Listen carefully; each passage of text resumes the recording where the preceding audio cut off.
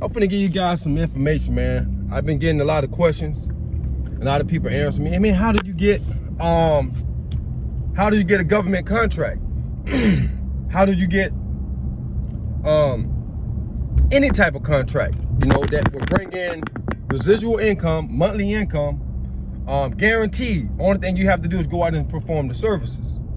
The first thing you must do when you're starting a business is you gotta have an idea of where you want to see your company at, but you always have to keep in mind, you gotta start from the bottom.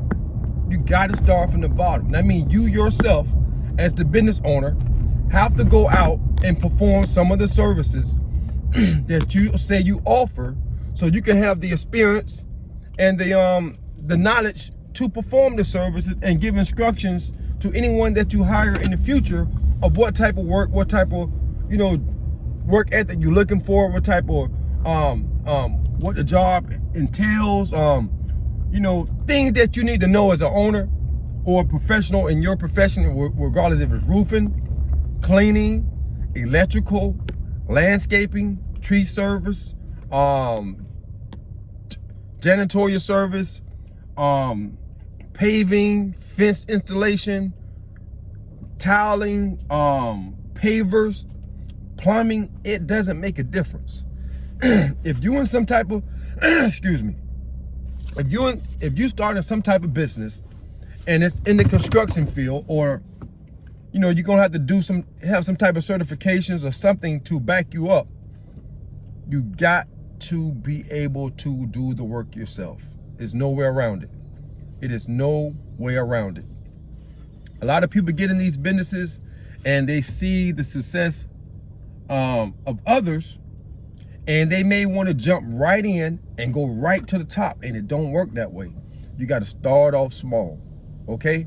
You start off small, you build your clientele, you build your clients base up. In the process, what it does, it allows you to gain the experience you need.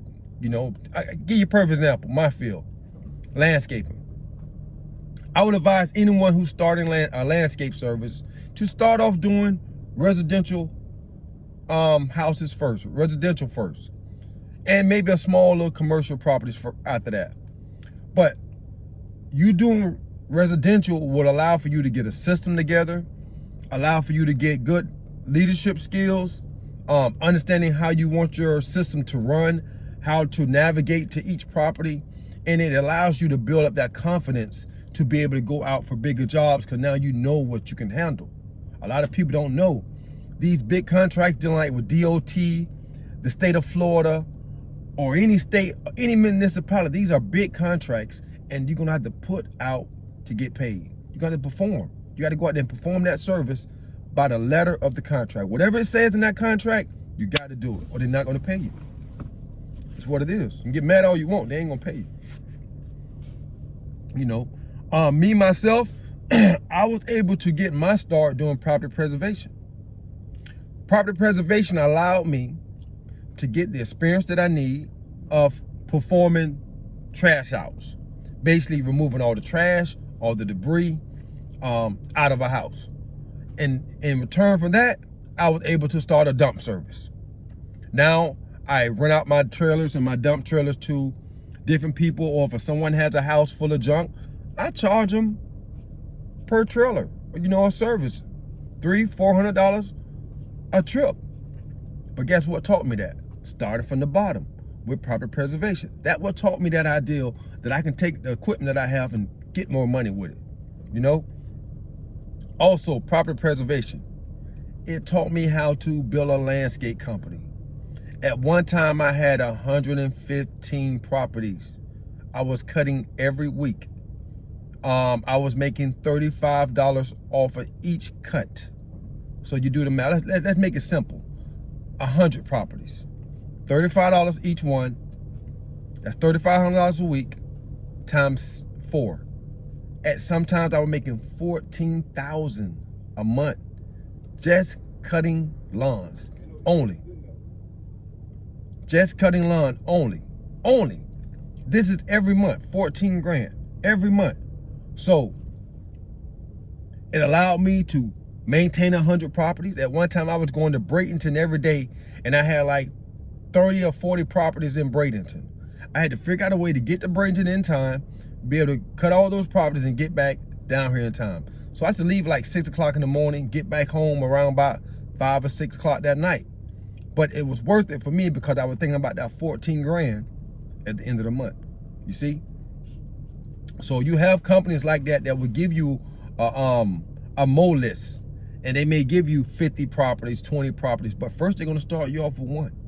Then they're gonna give you 2, then 3, then 4, then 5, then 6, then 15, then 20, then 40, like that. They gotta see that you can do one job correctly first, and that's the main thing. So, and also how we made money, my girl was doing the maintenance part of it, which was refreshes. She was getting paid $25 per house to go in and install the air fresheners, wipe down the countertops, the windowsills, and clean the toilets. Okay, she had 100 of them, so every month she was making an extra $2,500. You get what I'm saying? So it's ways to make money, but it allowed her to take that and start a janitorial service. Now she's one of the fastest growing black enterprise businesses in the state. This lady has over 90 employees and starting off doing property preservation. It's a true story, okay? You know, so it's ways to do it, and you just have to be smart about it. Take your time out, and don't be afraid to go ahead and get dirty yourself. I get dirty, man. I don't mind. Look, my fingernails shit dirty, you know. I get dirty. I'm what they call a blue collar, you know, blue collar is a saying called a blue collar millionaire. Blue collar, I mean, we're in the blue collar business. We get dirty and you don't mind doing that, you know. So that's just a little information for y'all, man. Just take your time, start off a business, and when you start off, realize you got to do some of the work yourself, okay? Don't be just want to be the boss off top and not afraid to get dirty, all right? Get money, stay true.